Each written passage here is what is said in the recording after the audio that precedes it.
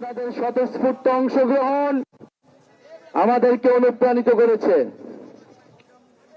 প্রিয় নারায়ণগঞ্জবাসী, গণ অভ্যুত্থানের পরে আমরা বলেছিলাম বাংলাদেশ রাষ্ট্রটাকে পরিবর্তন করতে হবে। এই রাষ্ট্রটা যেই সিস্টেমে চলে সেই সিস্টেমটা পরিবর্তন করতে হবে। এই সিস্টেমের সবচেয়ে ভালো উদাহরণ হচ্ছে এই নারায়ণগঞ্জ শহর, যেখানে পরিবারতন্ত্র, মাফিয়াতন্ত্র, গডফাদার তন্ত্র সব মিলে মিশে একাকার।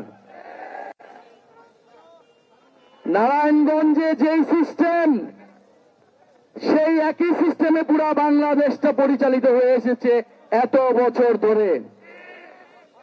নারায়ণগঞ্জকে কিছু পরিবার বছরের পর বছর নিয়ন্ত্রণ করেছে। নারায়ণগঞ্জের ব্যবসা, অর্থনীতি, রাজনীতি সবকিছু, এবং এই নিয়ন্ত্রণের করতে গিয়ে তারা দখলদারিত্ব করেছে, চাঁদাবাজি করেছে, খুন করেছে, সন্ত্রাস কায়েম করেছে এবং জনগণের অধিকার হরণ করেছে।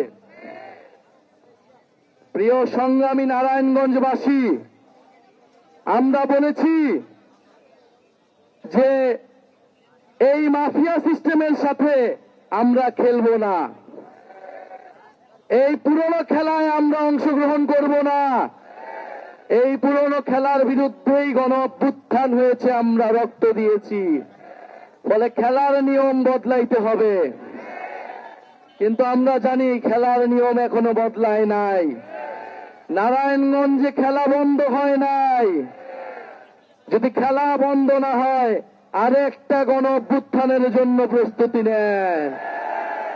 প্রিয় সংগ্রামী নারায়ণগঞ্জবাসী, গতকাল রাতে জুলাই পদযাত্রার তোরণ আগুন জ্বালিয়ে দেওয়া হয়েছে। সন্ত্রাসীরা রাতের আধারে এসে এই পদযাত্রাকে, এই জনস্রোতকে বন্ধ করতে, জন আতঙ্ক তৈরি করতে অগ্নিসংযোগ ঘটিয়েছে।